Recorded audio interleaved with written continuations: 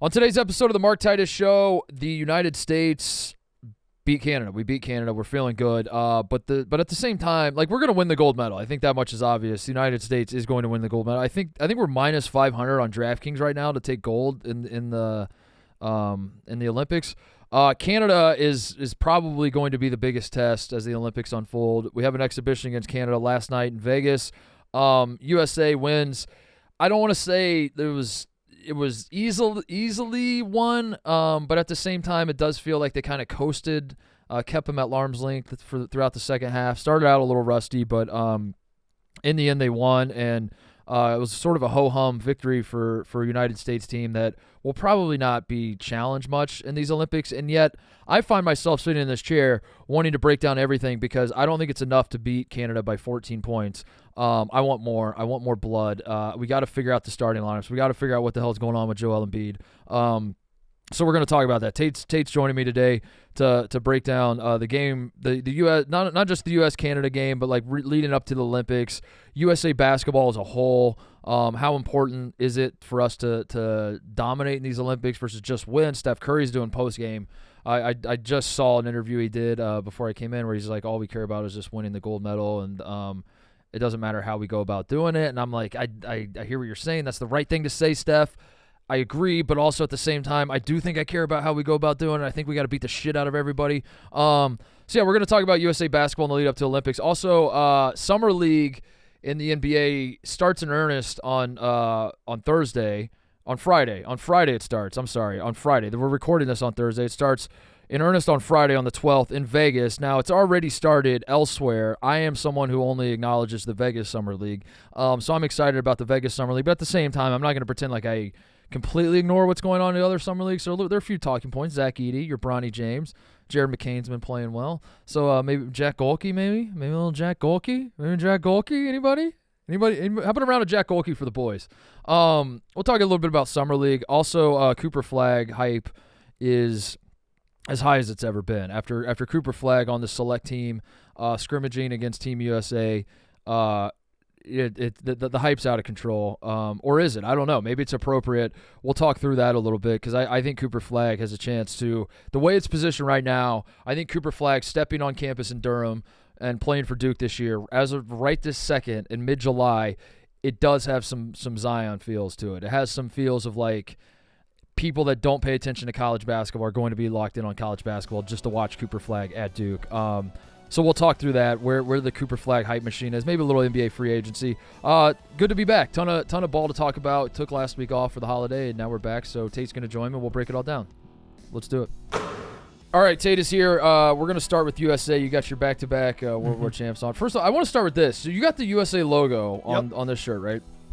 That's a derivative, we'll say, of the old Dream Team logo. Mm-hmm. Yep. And as I'm watching the game last night, and I don't know if this is the old man in me, I don't know if this is the basic bitch in me, I don't know what this says about me, but I was putting notes together, kind of. I don't know. I'm just on my phone, like typing in the notes app, and then I kind of abandoned it. I never know how many notes I want when I do shows, because part of it's like I want it in my. If I don't remember it, it doesn't matter. Other times I'm sitting down to do a show and I'm like, fuck, I don't remember anything. So I'm putting some notes together last night. The very first note I write down, bad uniforms. I said bad uniforms, and then I was like, does this matter? I think it does, but I also think it doesn't. And it's like, who gives a shit about the uniforms? But also, like, how can you have a team this good with this much talent not look cool as fuck? And a country this powerful where everyone knows we're going to win. And let me say this about the United States. Our colors are fucking awesome. Great colors. Red, white, and blue is a great color. Yeah. So what are we known for? The stars and the stripes. Mm-hmm. You can make some pretty sick USA jerseys with the colors you have to work with, the stars and the stripes, and the best team in the world. And we flopped. Maybe that's it. We're known for red, white, and blue. We're known for stars and stripes. Those uniforms were monochromatic. Mm-hmm. You know, it's just all white. White numbers on white. I mean, there's the blue shading or whatever, but it's like I'm not getting the red, white, and blue. Right. I got no stars and stripes. There's one star on either leg on the shorts. Yeah, I don't know why this matters to me, but who it you does. blame? You blaming Nike? Jaylen Brown's show? We're blaming Nike for everything. So yeah, I bad uniforms won. Mm-hmm. Was it a bad basketball? Can we blame the ball? Because I will say, like, the first quarter, last night. Guys couldn't dribble. Guys couldn't really shoot. I do think the shooting's interesting because I think the 3-point line has moved up in FIBA versus what the NBA 3-point line is. Canada couldn't shoot either. Mm-hmm. And I thought this makes total sense that guys would brick threes because the shots you're taking when you're at the 3-point line in a FIBA game are literally the worst shots on an NBA court. Correct. Those are the shots you do not practice. They're told all year, do not shoot this shot. Yeah. And then all of a sudden, that's the one they want you to take. Do you think that we should take a step back and shoot our threes? I think so. I think we should just practice.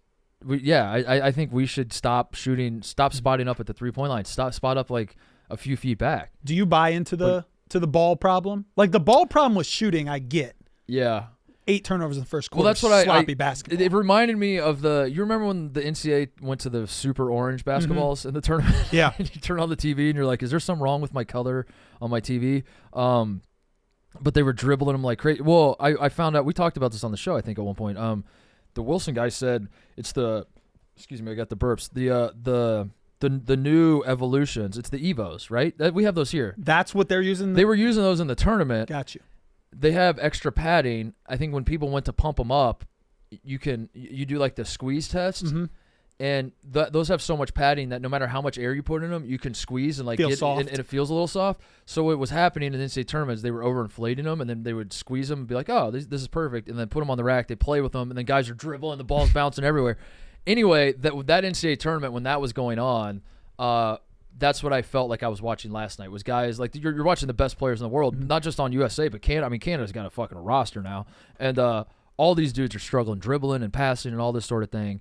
And I thought it's got to be the ball. There's got to be something about the ball that's not good. I buy into it. I think that we have had 4 practices now, and it looked like just that first quarter, the amount of shots that hit like the back of the rim but before the backboard. Steph Curry doesn't do that. Yeah, no one does that. But at the end of the day, here's something. Both teams had to play with it, Titus. They did, yeah.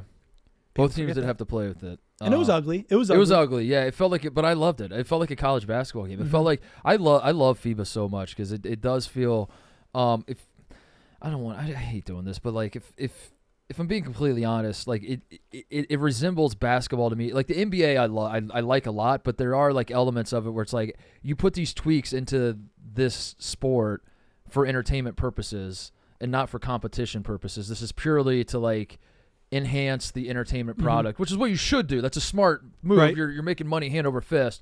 But the part of me that's like a basketball purist is like, what are we doing with the gather step? So what are we doing? So FIBA resembles more of the basketball that I love, and part of that though is like it'll be a little sloppier than what the NBA is. Very, very true. And I like you'll see some travels in FIBA. Yeah. I'm a fan. What's your take on I can't get enough of on a free throw, ball hits the rim. Oh, it's so good. And everyone just goes up and smacks the shit out of it. Swipe it like crazy. I love that It rule. wouldn't change my game at all because I'm not playing above Yeah. the rim. But watching Anthony Davis, they've got to be addicted to it. Ball hits the rim, Yeah. boom. Oh, I would. That's my do it. favorite rule. I would be goaltending everything. I would forget that, like you can goal. You could still goaltend. Goaltending is still a thing. But if I was Anthony Davis, I'd be like, oh, there's no goaltending. I'm just going to block everything. I'm not boxing out at all. I'm running right to the rim. Ball touches the rim, smack. That's how I'd play FIBA. Yeah, I love it. But yeah, it was a little sloppy start, rusty. We can talk about the starting lineups. Maybe it was the ball. I will say about the ball, the colored panels. Something about FIBA balls bricking looks so much worse. So much I agree. worse. Like, so I don't hate the ball that they use. Like I'm talking about the look of the ball now. I don't hate the look of it, and like it does look cool when you get it lined up right and you shoot it and it spins and like all that looks cool. But when it does brick, oh my god, it looks terrible. It looks so much worse than normal basketball. I think the misses look bad, but I will say someone that can catch it in their shooting pocket and it's lined up right and they get the backspin. Yeah. Whoo, It's pretty. That better. is pretty. Yeah, the makes are pretty. So maybe. Perhaps one of the reasons that the United States started slow, Grant Hill, when he sat down with Raph and Gus Johnson, was saying, now remember, Canada has had more time to practice than we have. And he was not necessarily making excuses, but just stating facts. We're just stating facts. They've had more practice time than us. So maybe that's why we started out a little slow. I feel like part of the reason we started out slow is we had the wrong starting lineup out there. And Anthony Edwards and Anthony Davis should be in the starting lineup. That's my belief. And what say you, Tate? I think I have a love-hate relationship with Team USA basketball. I love that we have the best team in the world. Mm-hmm. I love that we just get to take basketball and rub everyone's faces in it. We could start them. We could start 5 other people. We might even be able to start 5 people that are not on Team USA and go win the Olympics. I love that. I also hate that we don't have to make tough decisions. Like we're out here starting people. I'm not saying they shouldn't, but we're making decisions because of who the OGs are. Who's earned it? Who did we convince to play for Team USA this year, so we're going to put him in the starting lineup? Yeah. I wish that we had to make decisions on the starting lineup as to who's best, and that we had to come down the wire and who's going to take the last shot. We don't have to do that. No, we don't. There's like a hubris to it a little bit. It always feels that way. It doesn't feel like, and maybe it is, and maybe this is just me being cynical, but it doesn't feel like Steve Kerr or whoever's the coach. It's not just, I don't mean to pick on Steve Kerr. Whoever is USA coach through the years might tell you that they're just tinkering, they're finding what works and all that sort of thing. But I read it as like, we're so good it doesn't matter. Just throw 5 out there. We're going to beat. And I wish, I'm with you. Like it's a weird position to be in where like I love USA basketball so much. Mm-hmm. I will watch every second in the Olympics. I care deeply about it, but at the same time, I know going in that we are going to win every game by 20 or 30. Mm-hmm. So it's also like, how much does this matter? But I care so much because I want to see the team like optimize at the highest level. Like I think there's a world, and we saw a little bit of it in stretches. There's a world where like the basketball they are playing is literally the best basketball you can find anywhere, and it's as pure and it's like fucking Heisenberg cooking crystal meth. Like you can't find this shit anywhere else. Mm-hmm. You can't find, and there's nowhere else in the world you can watch LeBron James and Steph Curry in transition, and Curry's throwing an oop to him, and like all of that gets me going. And I don't care what the score is. I don't care that like it was never in doubt that we were going to win gold. That's why I like care so much and I want to watch it. Mm-hmm. And I feel like at times when you tinker with the lineups and you're not optimizing shit, and you're just taking for granted that we're going to win gold, that's the frustration. Is like you're depriving, not just about me, but like all the people watching. You're depriving everybody of like, we were promised shit we've never seen before. Mm-hmm. And we're still kind of getting it, but goddamn, like, what if we could just like, we're so close to just. So that's what I like. What Grant Hill says when he talks, but I don't know if our actions reflect it. If we had to, he says we're constructing a basketball team. We're not trying to put the most talent on the court. We're not trying to make people happy. You said not everyone can be, 20-point per game scorers. If you had to make a basketball team, starting lineup, LeBron James. It's LeBron James. LeBron James fits on that starting line. He does. He is not. He's not an earn, or he's not. Hey, he's earned it because he's an OG. No, he's one of the best players to play on this basketball. Still, for sure. Still, yeah. That almost 40 years old. Still. Steph Curry. Yes. That's a yes. Steph for me. Curry's a yes. The way he can stretch the floor and shoot, it's like a free throw for him to shoot from the FIBA line. Yeah, I will say, I was getting frustrated a little bit last night that Steph, like, it felt like Steph was getting a little frustrated. Like, I don't think Steph needs to be the guy, and that's what makes him awesome. Is like he can impact games without shooting, even though that's what everyone knows him for. But what makes him so good beyond just he's not a spot up shooter. He can, okay, I'll put it this way. He can be a catch and shoot guy, but he's not a spot up shooter. And I'm worried that there will be times where they're like kind of like the other dudes are trying to cook and be put in ISO situations, and Steph's just standing over in the corner. And it's like, that's not what we should be doing with Steph Curry. Steph should just be running around at all times, and we're screening for him. And that's what he's so. And then when he catches it, he'll put it up. But he's not a hey, you go stand over there, and if they double, I'll kick it out to you guy.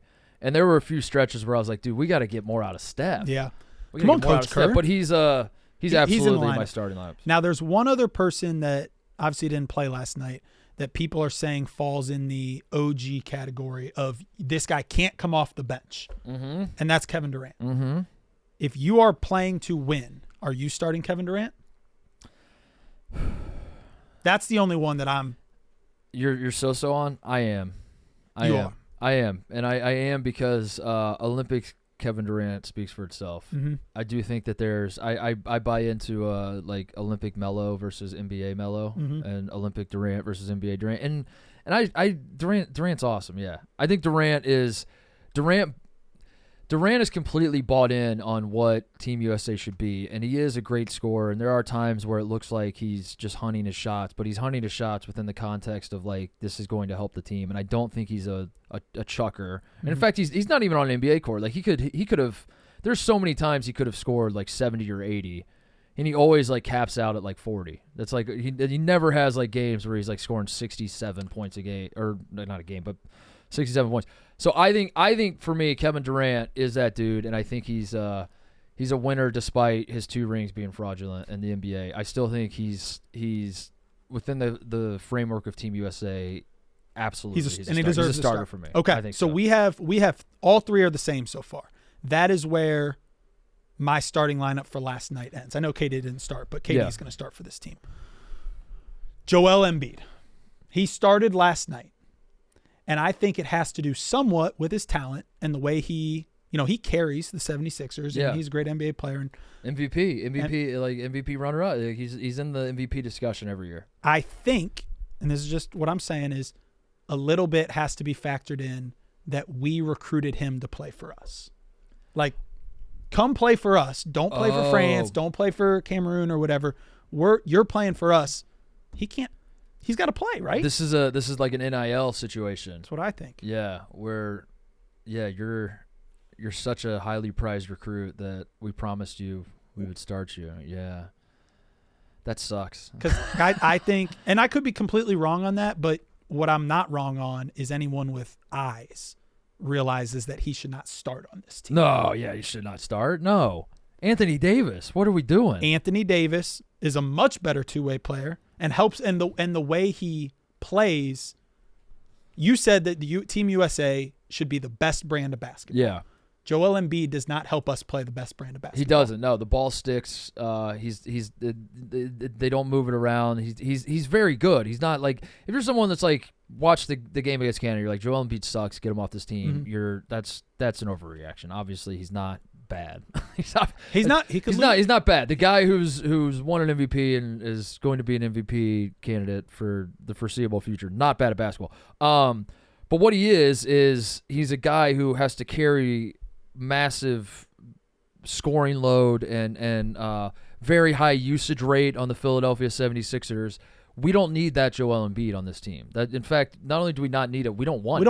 We don't want it. It actually fucks everything up. Whereas Anthony Davis is a dude who can, on any given night in an NBA game, he could score 30 to 40 points. He could. He's capable of that. But he's also not. That's not what he's out there for. And I think pointing at Anthony Davis and saying, play defense, which is how he's made his name in basketball, grab rebounds, dunk on rolls to the basket, and then every so often, if you're open, I mean, shoot it. Yeah, we're not telling you don't shoot, but like that's your role. He's so good at it, and he plays so well with everybody. You could play like 5 out with him. And it looks like he accepts it. Like he accepts that role on the team. And I don't know if Joel Embiid can or he's best that way or even if he wants to play that way.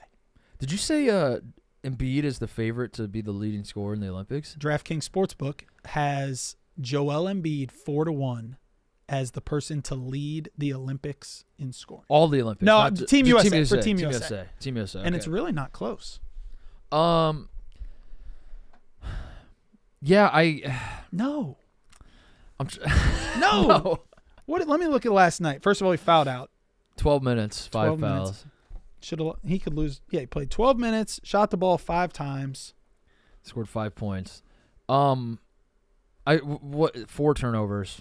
Brutal night for him. Brutal night for him at a time. Like, and again, you're like splitting hairs because like we're gonna win the gold. We're gonna win the gold medal game by 25 points, and then the idea that we should care about who the center is. But I hate this. But we should care. Titus, listen, I hate that Steph Curry. Did you watch the post game yesterday where LeBron and Steph got interviewed afterwards? Yeah. Very cool. Those two are two of arguably the best players ever played the game. And they're getting interviewed, and Steph says the right thing, which is we're gold medal or bust. We don't care, whatever it takes. Listen, we could send our reserves out there and be gold medal or bust. I want world domination. I want or domination. Bust. Yeah.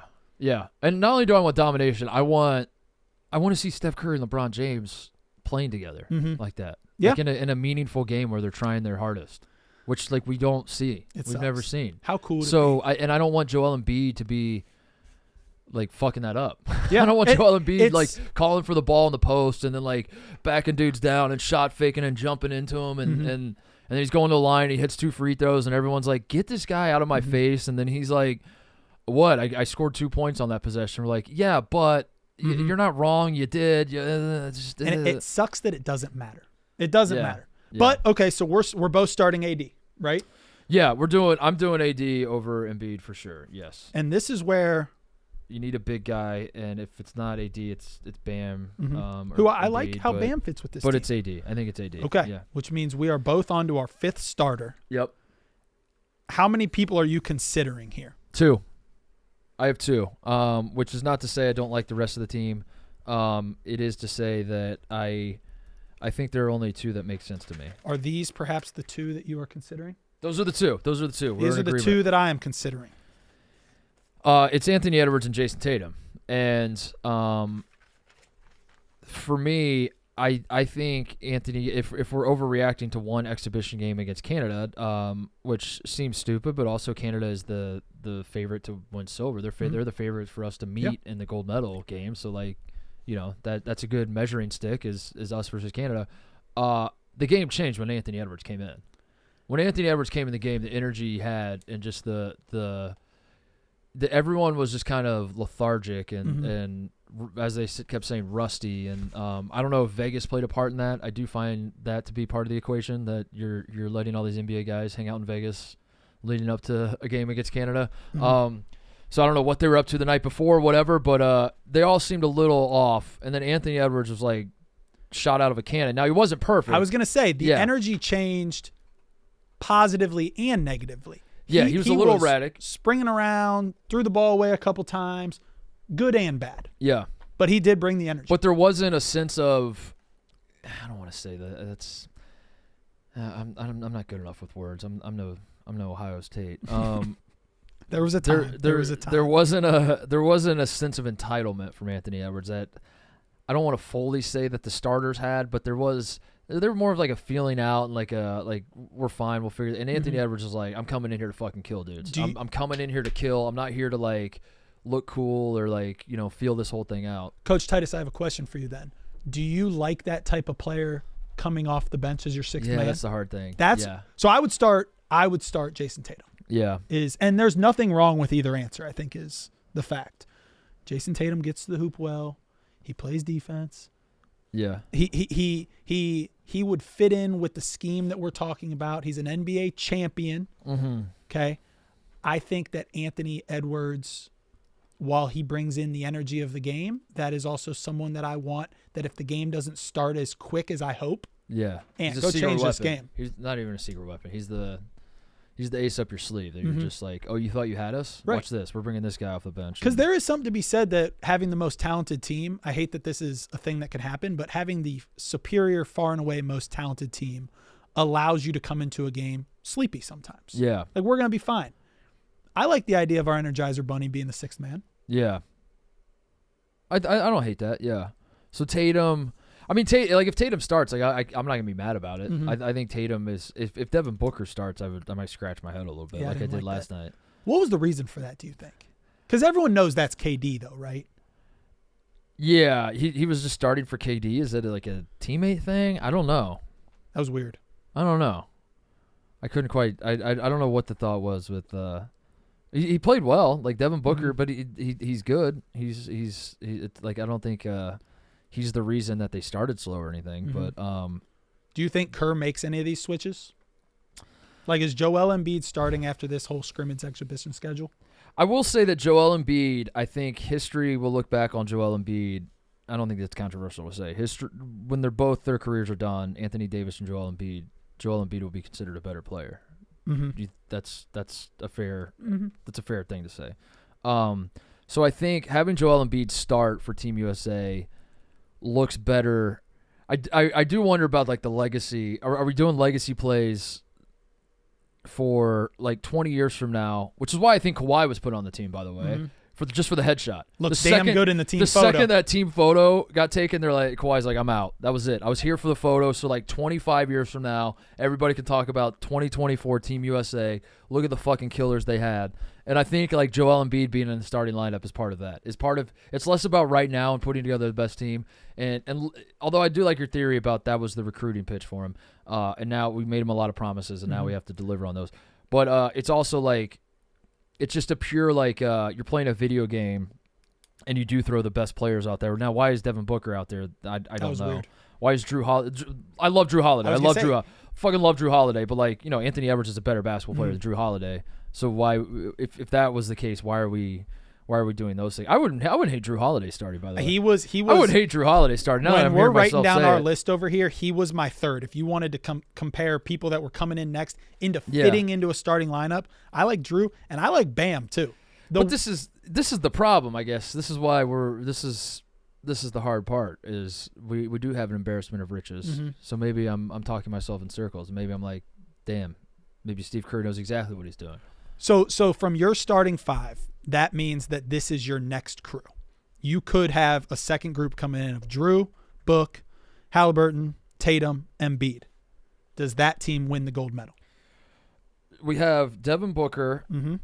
Drew Holiday, Tyrese Halliburton, Jason Tatum, and Bam Adebayo. And well, Or Embiid, Joel Embiid. Or You've put them to the third team. God damn, they're good. That team wins the gold. That team does win the gold, yeah. I think you're right. Let's go one step further. Can we do people that are not on the Olympic team? Would they win the gold? Who's not on the Olympic team other than Jaylen Brown? Kyrie Irving. Kyrie, Donovan Mitchell, Brunson, Trae Young, yeah. Harden. Who's our big? Yeah, we need some big guys. Paul George, but he's not big. Bronny, of course. Yeah, Bronny would be on there. Can we put Zach Edey, but can we claim him? Bring him over? He's Canadian, dude. Yeah, well. We can't. Embiid's French, but we had bigger NIL than them. That is true. Yeah. I love America. Embiid. Yeah. I mean, if we could find some bigs, the team we just listed with like Brunson, Jimmy Butler, Harden, Kyrie, Dame, Donovan Mitchell. Yeah, that's a good squad. Yeah. That team's better than Canada. You said it perfectly. It's a love-hate relationship because we are going to beat everybody. We're going to beat their brains in. Mm-hmm. But I continue to be not worried, but like we run basketball. Mm-hmm. We then put basketball out into the world, and we went on like fucking like we're missionaries or something, and we're like trying to spread this across the globe. And that's what the Dream Team did in Barcelona, but then it trickled down from there. And like even today, the NBA, a lot of their initiatives are focused on stuff outside of the country, and they're trying to spread basketball all over the globe. They're trying to grow the game. My fear is that eventually it goes too far and then the game grows too much. And the thing you would point to is like soccer with England. England did this with soccer. They like kind of ran soccer, and then they're like soccer all over the globe, and then everyone else is like, we're better than you now. This is what's gonna happen. England's like, what the fuck? Now England doesn't win World Cups. I'm worried about that. I'm worried about that day coming for us where we're like, what have we done? Yeah. But we're not as close. We're not really that close, and you get reminded of it with these Olympics and stuff. That like, oh, we're still good. We're still good. But I don't want to like settle into like we'll be fine. But at the same time, like every data point, because when you sit here and you're like, yeah, our third string could probably still win gold. But at the same time, in 2004 we thought that, and we lost 3 games, and we won bronze. We were not good. So it is important to me that the United States is the best basketball country in the world. Yeah. We are. So I think this Olympics is big for like, there was the Dream Team, obviously. I think the 08 team is considered super famous and very important and very talented because they were the Redeem Team. We lose in 04 3 times. We don't win gold. One of the handfuls of times we don't win gold. The only time we've ever used NBA players to not win gold, 2004. 08, they come along. They're like, we're going to beat the fuck out of everybody. We're done fucking around. They do that. And they became famous for like kind of reestablishing our dominance on this. I think this team, despite having not lost gold 4 years ago, I think we should have the same attitude. Where like at a time where Jokic is winning MVPs, Victor Wembanyama is entering the league, Giannis is very popular figure in the league still. Luka's playing in the finals.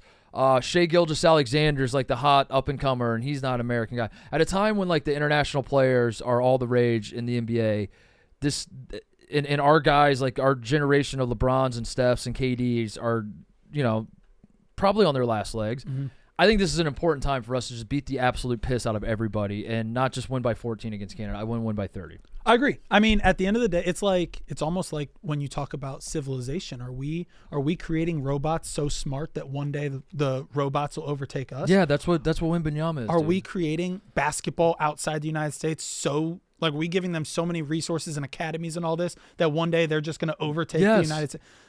Well, it ain't We're yet. selling weapons to foreign countries for them to use against us, which is the first time we've ever done this. We are, and it's no more evident than when you look at the NBA draft right now. But when you still go back and look, like here's the 4 teams that they said are the most threatening to the United States. Number 1, Canada. Mm-hmm. Okay, we saw Jamal Murray, SGA, Lou Dort, Dylan Brooks, Kelly Olynyk. Yeah. Come on. It is come on. It is come on, but their whole roster's NBA players, Tate. Australia. That's the word. That's the. It is, but so But we're still. Yeah. Go ahead. Australia. Patty Mills, Joe Ingles, Matthew Dellavedova, Josh Giddey. But there used to be a time where you would look at these lists and you'd be like, I've never heard of any of these guys, and that's my concern. Which is not to say that like I don't want the game. I of course I want basketball to be worldwide and be very popular. I just want us to be better at it. Right. I want to introduce. It's like you're teaching your little brother how to play a game. You're like, well, I'm going to teach you how to play poker, and then I'm going to take all your money. Mm-hmm. That's what I want basketball to be. I want it to be all over the world. I want everybody to care. I want to convince the entire world that basketball is more important than soccer. There's nothing in the world more important than basketball. You should spend every dime you have, every ounce of energy on trying to figure out how to put together the best national basketball team you can, and then I want to beat their ass. And then you still can't beat us. Well, that's what I want. I don't know if you can have your cake and eat it too. I know. They're gonna get us, but they're not getting us now. And I like what you said. I think this is the last time. Like this is LeBron's last Olympics, right? Yeah, it's got to be. Is this KD and Steph's last? You would assume, yeah. But maybe not. I don't know. KD said, I want to play till the wheels fall off. So okay, I would love that for KD. Here's a question I have about Kevin Durant and Carmelo Anthony before him, who probably wasn't as extreme of an example. But Kevin Durant, at least in my mind, is not a guy you root for in the NBA insofar as Kevin Durant ruined the league. Kevin Durant in 2016 ruined the NBA. I don't think he's a bad person. So like I want to be careful with how I'm not like what a piece of shit this guy is, but from a competitive standpoint, the basketball fan in me watches Kevin Durant in the NBA and I say, I can't root for this guy. I just can't.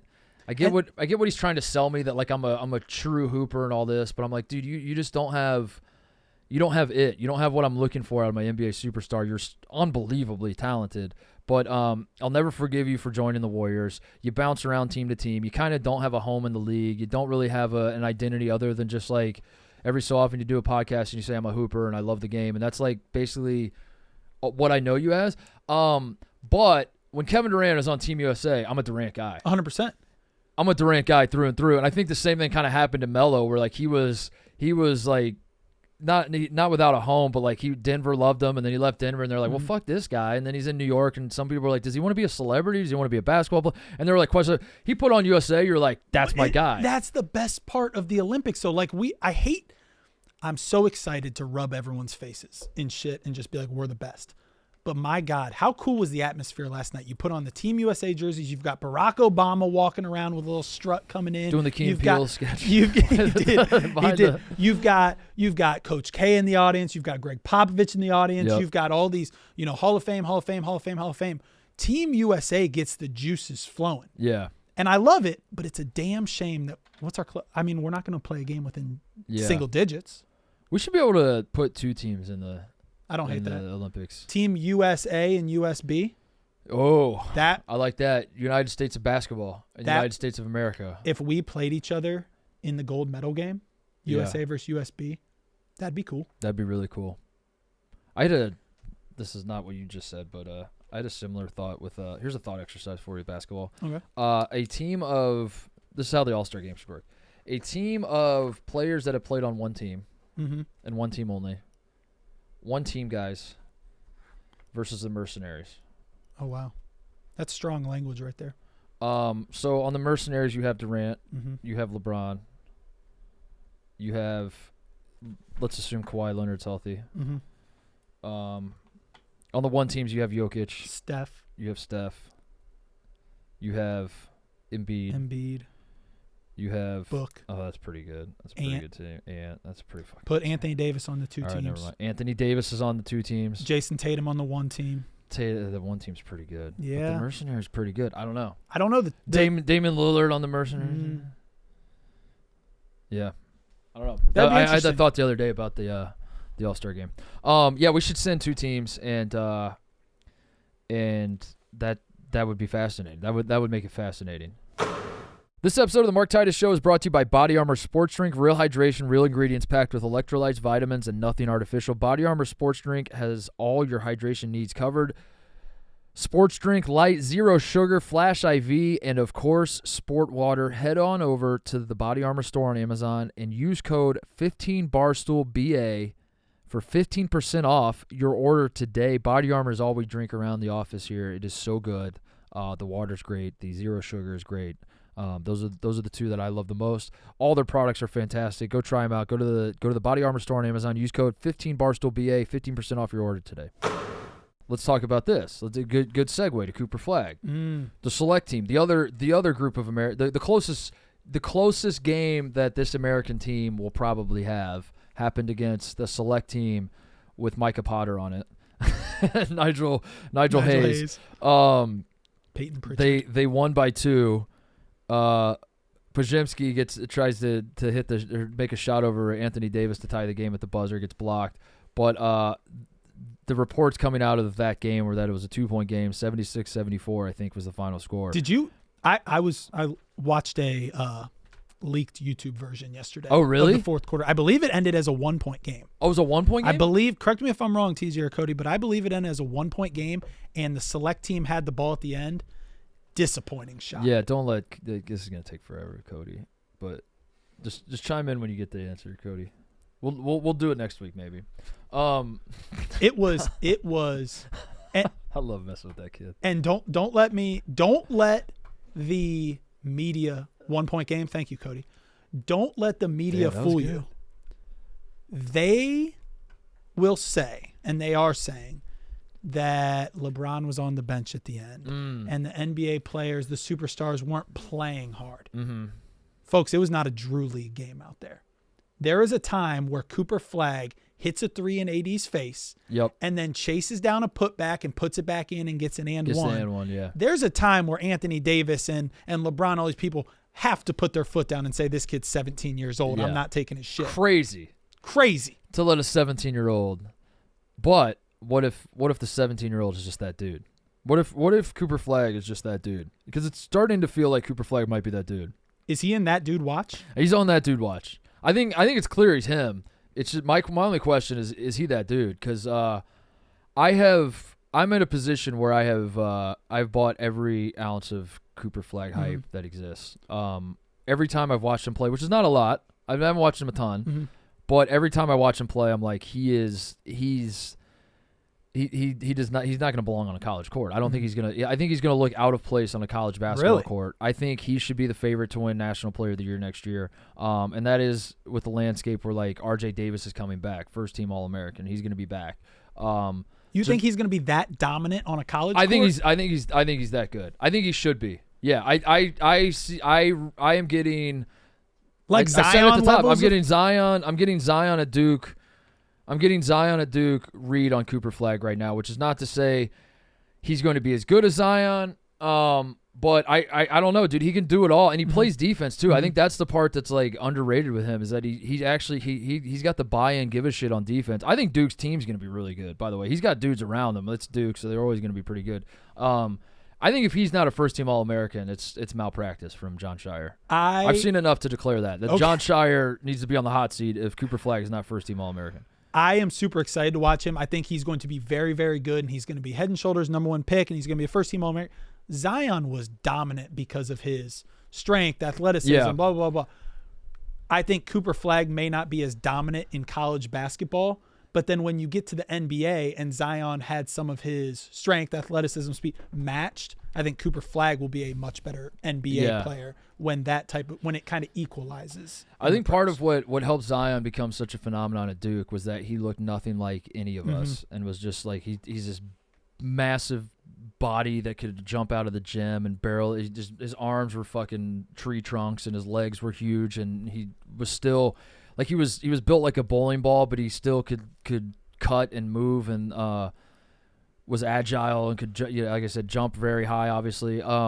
So Zion, and I think what's going to make Cooper Flagg a phenomenon is people are going to feel it's basically that he's white. People are going to feel like he looks like us. Like the whites, great white hope. The whites are going to be like, holy shit, dude. I've never heard more Larry Bird comparisons. Yeah, the whites are going to be like, oh my god, dude, this guy looks like my nephew a little bit, doesn't he? He kind of looks like. Hey, Jody, come here. Take a look at this kid. Doesn't he look like?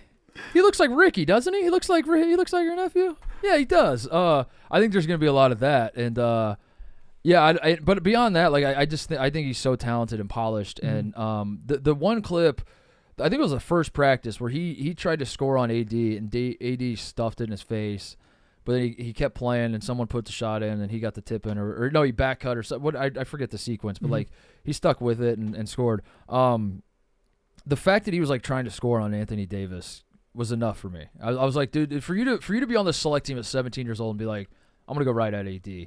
I love that. I loved it. There was that, and there was also a lot of things came out of that. The Cooper Flagg hype train has never been higher after these clips that have came out. But I was most impressed with when he brought the ball up the court against a hounding Drew Holiday. Yeah. Like if you can, like Drew Holiday can get in people. Right. If he's going to hit threes over AD and he's going to tip slam or do whatever, but if he's going to have handles, I know I'm going to say this because everyone points it out. Like I'm not going to act like I've sat here and watched Cooper Flagg since he was a freshman in high school. Everyone can't go through a media session without reminding you he did reclassify. He's supposed to be a senior. He's supposed to be just finished his junior in high school. Crazy. And he's out there bringing it up against Drew Holiday until he gets a switch and then hitting a three over Anthony Davis. It's crazy. The only way I'm trying to think of scenarios where he's not a phenomenon in college basketball this upcoming season. So Zion averaged 22 and a half a game and 9 rebounds. Yeah. That's a tough ask. That's a tough ask. I'm not saying he's going to be as good as Zion. I'm saying that for a sport that struggled in recent years to like captivate the country and the casual fan to be locked in on college basketball, I think Cooper Flagg's going to get those people back. But the one fear I would have beyond John Shire malpractice would be like, does he get the Caitlin Clark and the WNBA treatment where there's like an attitude from like the ACC and all of college basketball where like, fuck this kid. And like people are like physical with him and like the refs are like, sorry freshman, this is how it's going to be. And like there's some sort of, but I think college, we've had enough freshman sensations for that to wear off. But there was a time, like I think Harrison Barnes was the first ever preseason All-American. And when that happened, that was like, oh my God, can we really do this? Can we put a freshman on the, and everyone's like, yeah, we can totally do that. I mean, did you see Kevin Durant and Greg Oden and like all these other, Michael fucking Beasley? Like there's so many great freshmen that have come through the sport in recent years. So I think that element of like the media is going to be fine with it. I'm curious about like how, because that is one of the problems with college basketball is like it's not a great sport at identifying stars and putting the stars on a pedestal. And some would argue that makes it purer in the sense that like this is not what I was talking about earlier, where it's like this is not an entertainment product. This is not we're not the WWE of basketball. We're here to compete, and we're not gonna give you superstar calls and all that bullshit. Like go out there and play basketball, and we'll figure it out later who's superstar or whatever. Others would be like that is such a detriment to your sport that you're not leaning into. Cooper Flagg is bringing to the table. The fact that it is July, it's mid-July, and I would argue in a sport that you've said many times is lacking the like star power, the returning power, the notoriety. Yeah. People officially know, like the casual fan now knows who Cooper Flagg is, and the fact that he's got two things, I don't know if it helps him or hurts him. He's white. Yeah. And he's going to Duke. That tells me he fits the perfect villain role. but also he's so damn likable. He's so likable, yeah. Like, He's what very is he likable. going to be? He's not going to be the Caitlin Clark. First of all, I don't know if we have bad boys and returning, seniors or whatever that are notable enough to give him the treatment. I think people are going to embrace him. Hunter Dickinson's still around. Okay. He's still around. He can be Believe it an or ass. not. We could, but Hunter became less hateable last year. So I don't even know where we're at with the Hunter hate. Yeah. Does he have controversies? Do we need him? Like, why can't we just like him? I don't know. I think every so often it's okay to just be like, this guy's awesome. Like, that's what we. I think that part of that's going to be similar to Zion, because Zion. I mean, people say they hate Duke, but like when Zion came around, they were like, all right, well, that guy rules. Right. I love that guy. I think the fact. Well, first of all, his name parlays very well into some good nicknames too, and I think that helps. The main event, that's a good one. People are already talking the tank situation for next year. Capture the flag. I love it. How about that? I love it. Love it. What do you think the tank situation is going to be? Is he good enough from what you've seen where it's like, it's going to be all hands on deck to be terrible? It's hard because the last 2 drafts have been polar opposites, where you've had Victor Wembanyama, who Adrian Wojnarowski called the greatest prospect in the history of basketball, and then you follow that up with this year. You have Richard. That's exactly how you say it. It's the first pick, who no one's ever heard of, and everyone is like, "What the hell is this draft?" So, Cooper Flagg obviously is somewhere in the middle.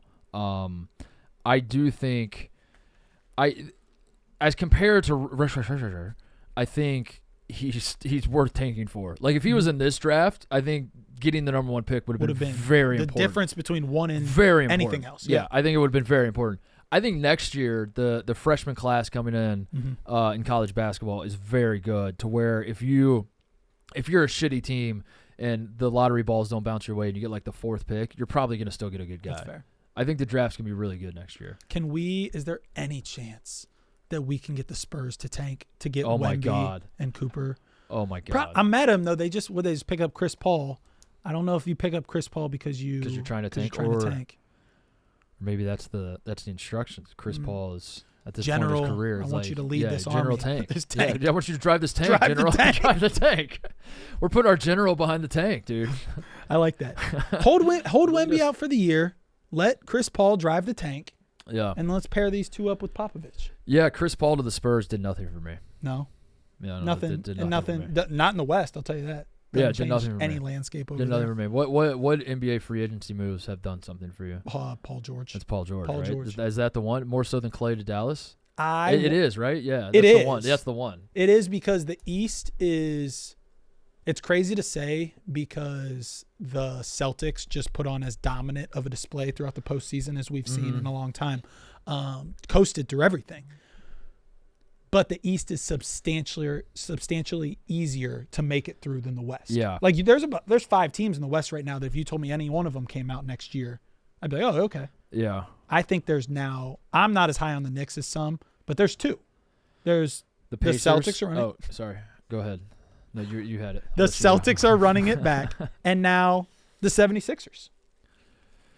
Yeah. I think for me, what makes Paul George to the Sixers so juicy beyond like Paul George is I still believe in Paul George as like a very high caliber basketball player, even though there are times where you watch him and you're just like, what the fuck are you doing out there, dude? But I still think he can be awesome. But I think it's the team he went to that makes it especially noteworthy, which is like the Sixers have been not a disaster, but like they're a little bit of a punchline. They're a little bit of a punchline in that they're like good enough to get you to care. They're good enough to get the people of Philadelphia to have a little bravado, to puff their chest a little bit, be like, I think we got something here.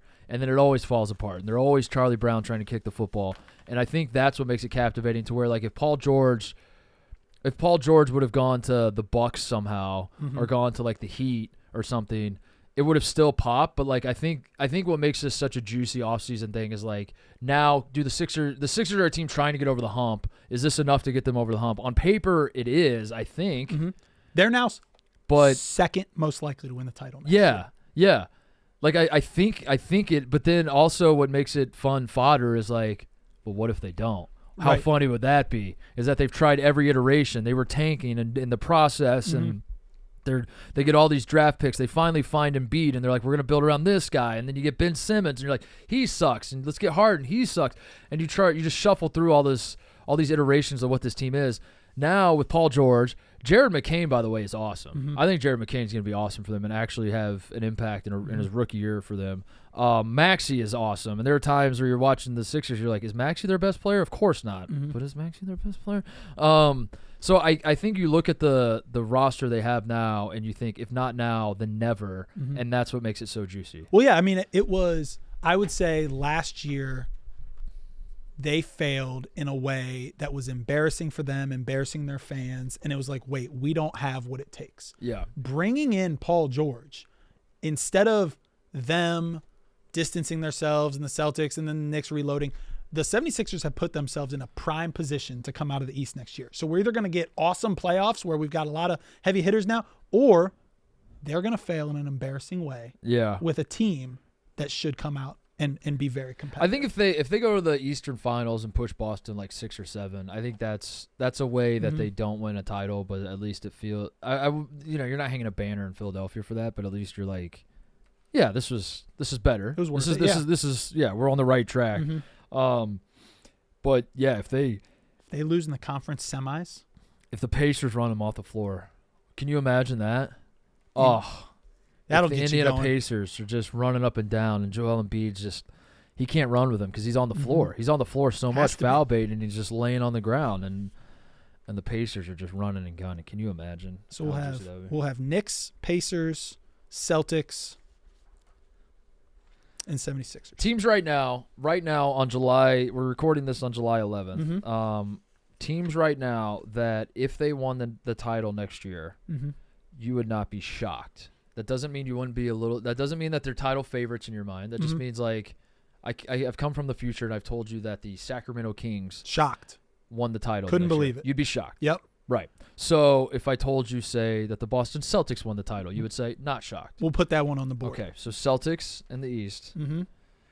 Let's just do the East. It's Celtics. It's Sixers. Are Sixers on your list? In my opinion, the Sixers are on the list, and then my list will end from the East.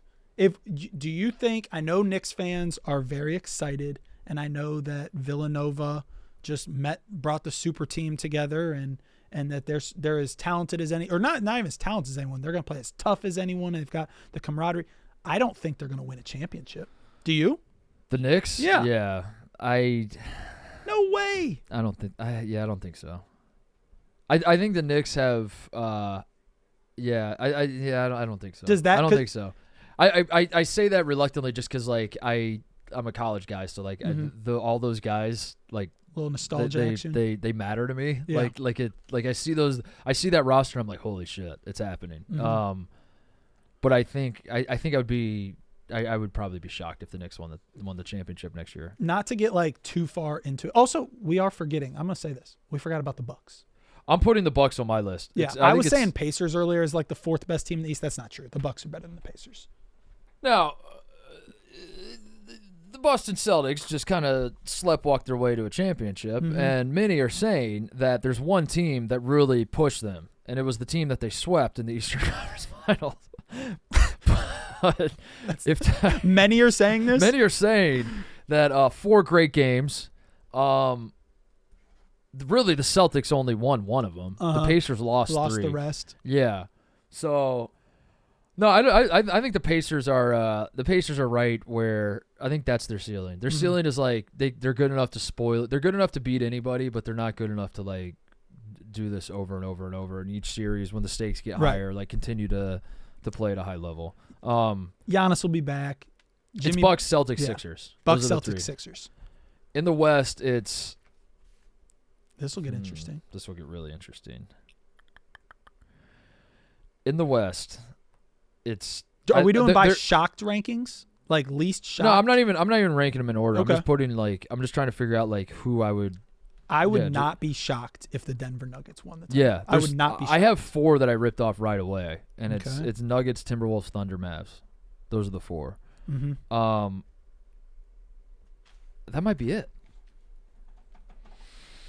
Who else? The Suns? They're not winning. We're talking Suns.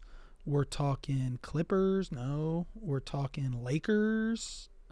I mean, no, but you have two LeBron James and AD. It's always, yeah. I guess Lakers technically have to be.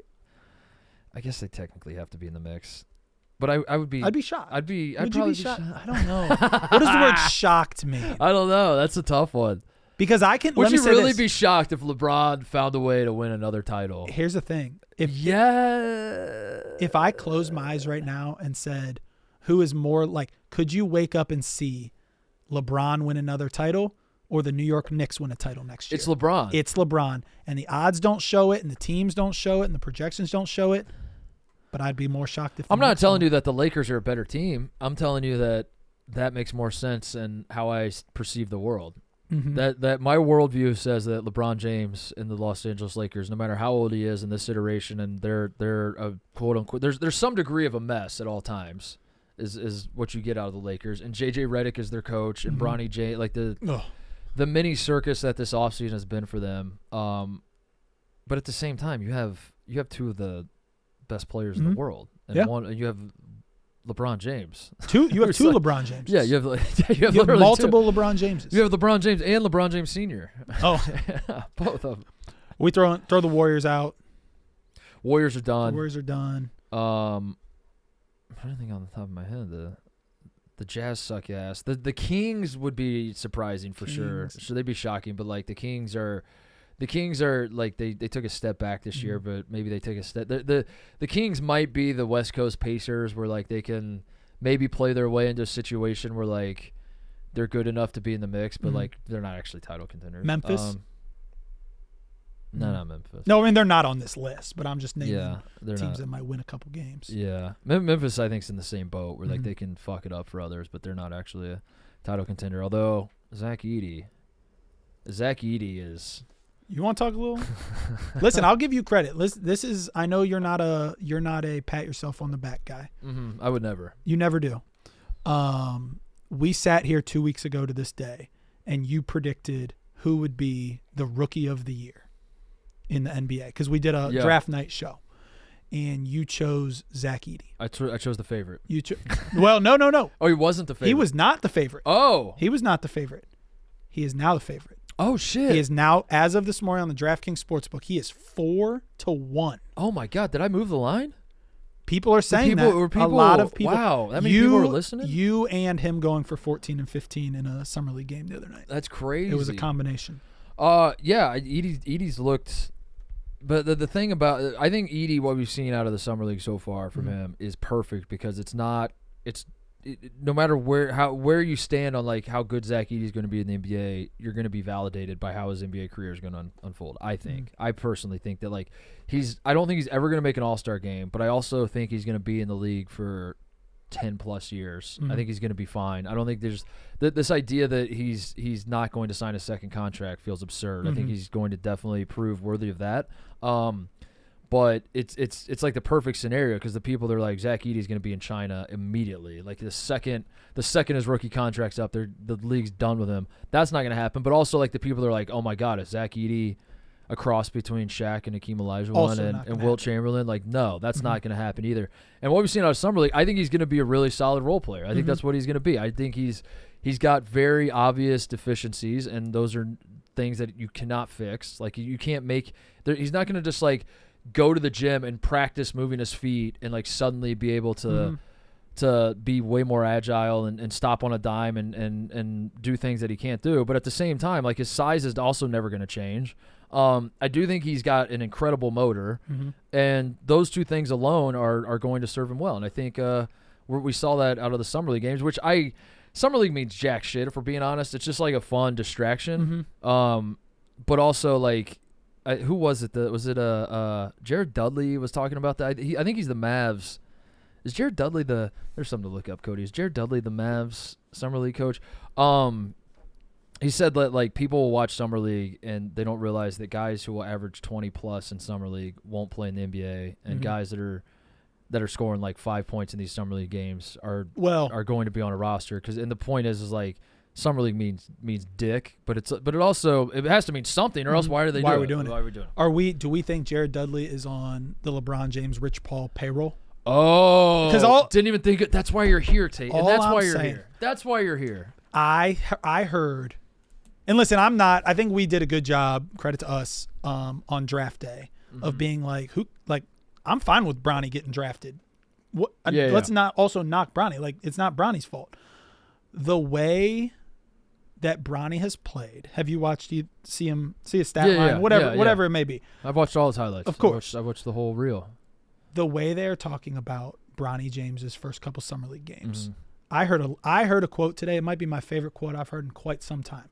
Summer League doesn't translate to Bronny's game because Bronny is a better player when surrounded by great players.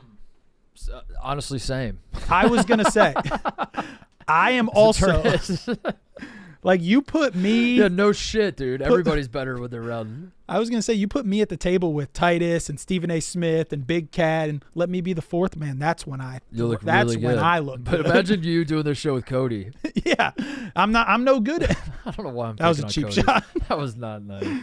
But I don't know. Cody was annoying the shit out of me before we did the show, so I'm just messing with him. You're a good kid, Cody. You're a good kid. Did we get a Dudley? Did we check that in? Check the Dud. Assistant. He's yeah. Thank so you. I think he's Good job, coaching Coach. the Mavs Summer League team. I'm excited to see the Timberwolves Summer League team. Oh yeah. Dillingham and Terrence Shannon Jr. together. It's gonna be fun. That is what it's for. It's I miss going to Summer League. I wish I was out there, to be completely honest. That was you did that a little bit? Yeah, I would go out there all the time. I stopped when Zion caused an earthquake. He stole I remember where I was. I was in Vegas. It's hard to forget. Zion stole the ball from Kevin Knox, dunked it, and then it started a ripple effect where an earthquake hit Las Vegas like 2 hours later. Oh, wow. Yeah, and Vegas doesn't get a ton of earthquakes. And an earthquake hits Vegas, and ever since then, and then COVID happened, and I'm not saying that they're correlated. I'm just stating facts. That was 2019. COVID happens. In 20. In 20. So then I don't think they did Summer League in 20. And then now guys are like you get even when you get like a Wembanyama in Summer League, you just get a little taste, and then he opts out and he doesn't play. So it kind of died down a little bit. I really think it peaked when Zion Williamson stole the ball from Kevin Knox and dunked it. The golden age. Yeah.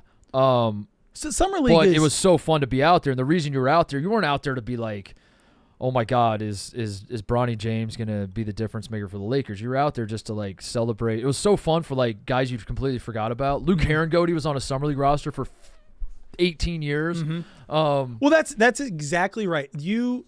Summer League, I do agree with Jared Dudley, and I do agree with the people talking about Bronny that you don't put stock into Summer League for is he going to be a viable perimeter defender. Like, that's not what you see in Summer League. How cool is it, though, to see these people that you know damn well are not going to be playing? Jack Golke. Did you see Jack That's Golke why you go to Summer pump League. fadeaway the other day? Yeah. Gosh, I remember watching Jack Golke play. And I think the 6 months ago. that Lakers team that it was Brandon Ingram and Kyle Kuzma and was Caruso on that team, and was Alonzo on the team yet? I don't. That would be quite the squad. They dominated Summer League. They were so good. I don't know if Alonzo was on that team yet. I might be getting my years mixed up. But there was a Lakers team through the years that was like a ton of fun, and that gets me fired up. That's what I like about Summer League. So Lonzo Ball, second greatest Summer League ever, 2017. Remember when Nate Robinson got his jersey retired at Summer League? Did you know this happened? I didn't know that. Well, you look that up. I'll give you this. I got to get this story. Lonzo Ball, 26 years old, produced a game of 36 points, 11 assists, and 8 rebounds. That's crazy. Nate Robinson, Summer League. Yeah, he got his – I think there's like a picture of it too of him. Remember Nate Robinson Summer – I found a tweet. So, like, you can't wear Nate Robinson's Nate number? Robinson getting network. Shout out Jason Concepcion, my former Ringer colleague. Nate Robinson getting a Summer League jersey retired is and will always be the best moment in Las Vegas Summer League history. And he's got just Nate Robinson's jersey hanging up on the, it's like stapled to the wall. That's hilarious. So good. But yeah, the Timberwolves team, I just want to see Terrence Shannon Jr. and Rob Dillingham on the court together. I want to see what that looks like. So I'm fired up for that. But yeah, Summer League starts on Friday. That'll be fun. Quick break to talk about our friends at Roback. I can't go anywhere without spotting someone in Roback. The coolest part is I used to see a bunch of polos, but now I'm seeing people rocking the hoodies, the tees, even spotted in their new swim trunks out in the wild. The swim trunks have this new boxer brief style liner that is so soft, so breathable, and just flat out comfortable. I wear the swim trunks. I wear them to the gym I go to has a little pool. I'll go out to the pool, I'll swim a little bit, but they're so comfortable. You can work out in them and then jump in the pool or do one or the other. You do both. You can do neither. You could just throw on the shorts, throw on the swim trunks, and hang on your couch. They are that comfortable.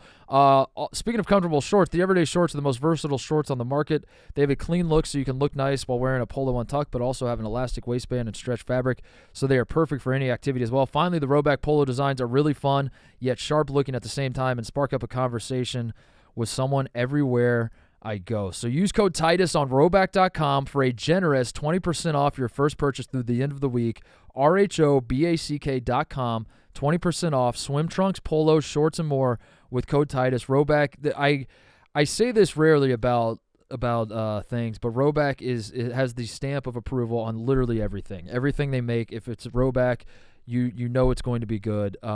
So if you're in the market for any type of clothing, Roback makes it. I implore you to go to RHOBACK.com, use promo code Titus, 20% off. Do it now. I'm trying to think of what else I want to hit before we go. You saw the news in Indianapolis for 2026. Titus, I thought of you. That's got to get your juices flowing. 49 states, brother. So what does it look like? So it's the Final Four and championship. Yep. Which is standard. We do that already. Yep. So like that's nothing unusual. And when that happens, that is the talk of the town. Like they prepare for it for years. I'm obviously very biased. But yeah, like I think Indy. I think it's Indy, New Orleans, and San Antonio's in the mix. But it's Indy, New Orleans. Those are the two that like in my perfect world, it's like Indy, New Orleans. I'd throw San Antonio in there, and then have a rotating fourth as like the cycle for Final Four host. I think what makes Indy the reason people love New Orleans. There's a lot of reasons, but New Orleans brings the party, and you can walk everywhere, and you go to Bourbon Street, and it's a great time. Indianapolis doesn't obviously have the party that New Orleans has, but Indianapolis has two things working in its favor. It's very compact downtown. You fly in, you take an Uber to your hotel. Once you're downtown, you don't have to get an Uber. You don't have to do anything. You're there until it's time to go back to the airport, and then you can walk everywhere in that little downtown. It's absolutely perfect. The other thing that makes Indianapolis an awesome host city, not just for the Final Four, but for just about anything, the city is big enough to accommodate anything. Like it has a JW Marriott set. Like if you want a 5-star hotel, we have a couple of those. It has the infrastructure to house all the influx of people, but it's not so big that there are other things going on in town. So what happens is when there's a Final Four, when there's a Super Bowl, when there's really anything massive going on in Indianapolis, the whole city gets behind it and they go crazy for it. And the Final Four especially because it's a basketball state. So this in 2026, the news today is that the Final Four will be held in 2026, which we already knew. That much we already knew. But I'm pulling up. I have it here. Yeah, go ahead. So Final Four and championship, obviously. D2 title game. D3 title game.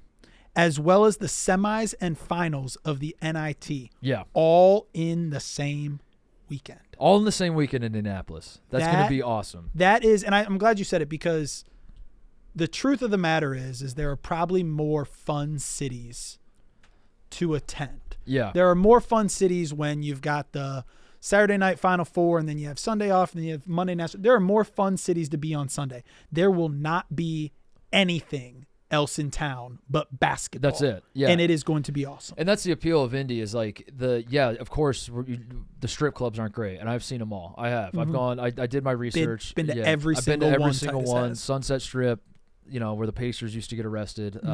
Been there. I had to go for research. I was like, how are you going to speak on these matters unless you go see for yourself? Red Garter downtown.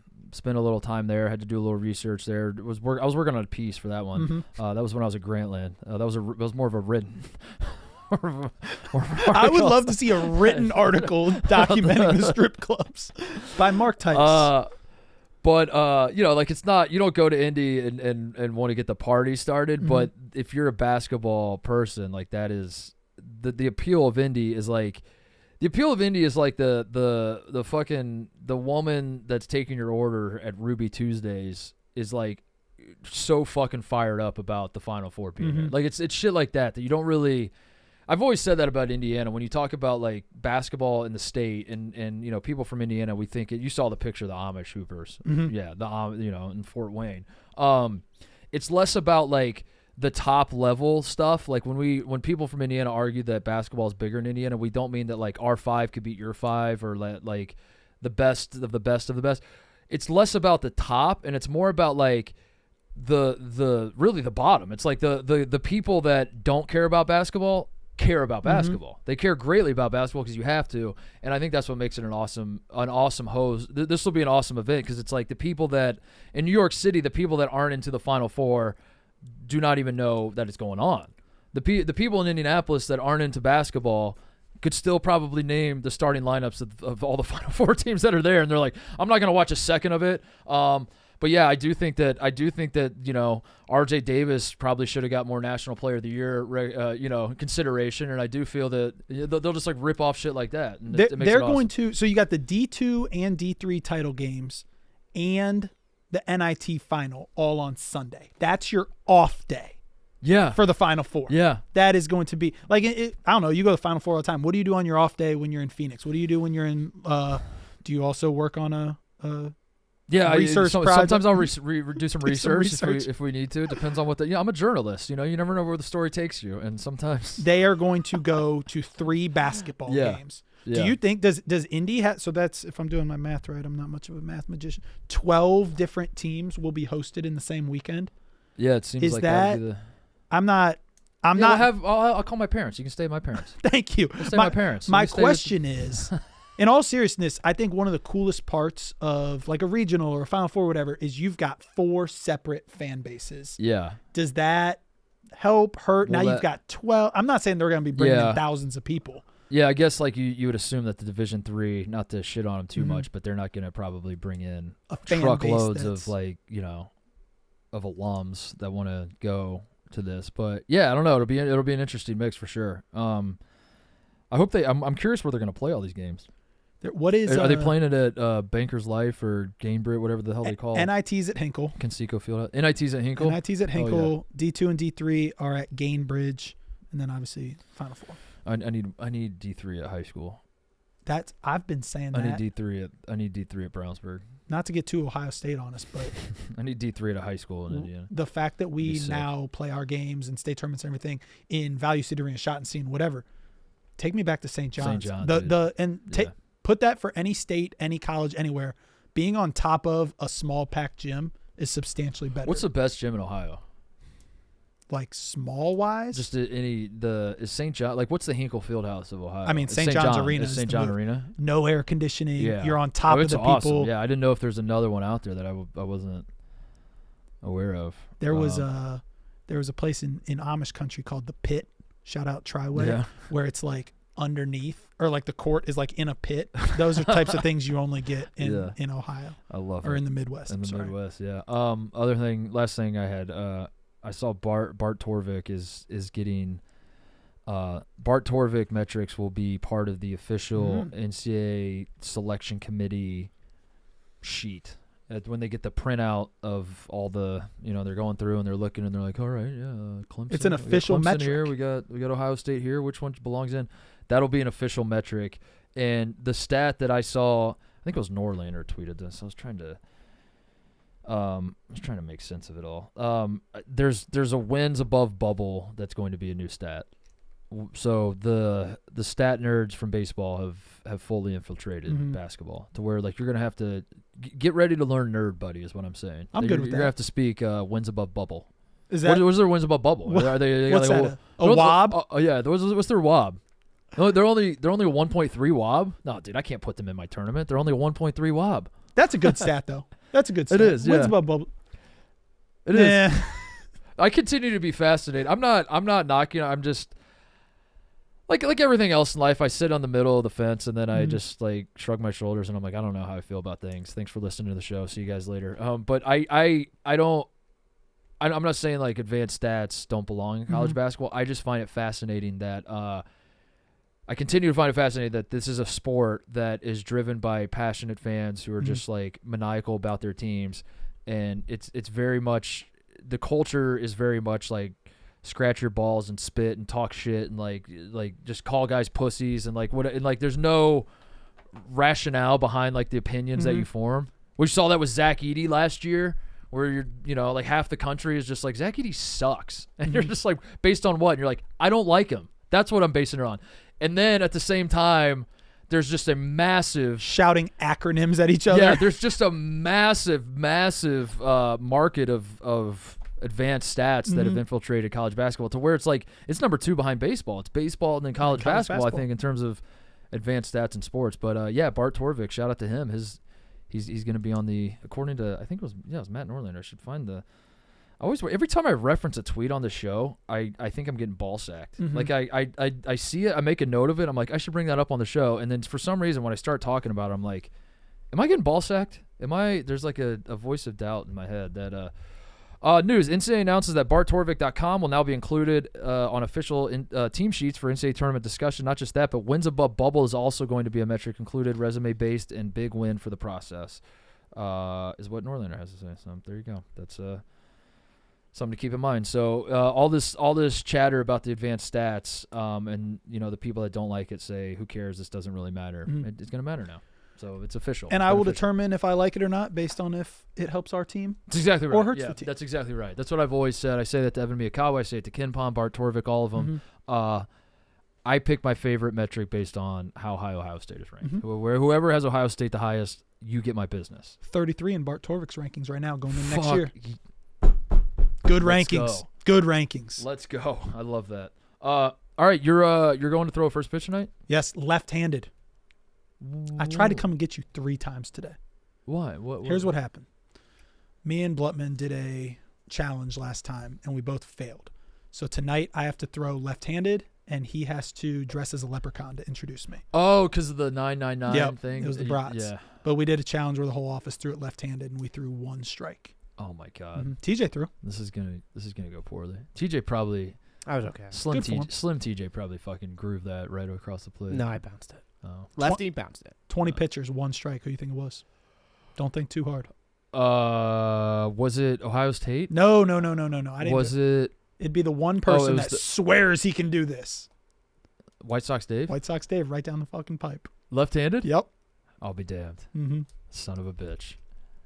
Paul Skeens threw 7 no-hit innings today, and then they pulled him from the game, and the pitcher that they brought in immediately gave up 2 hits to the first 2 batters.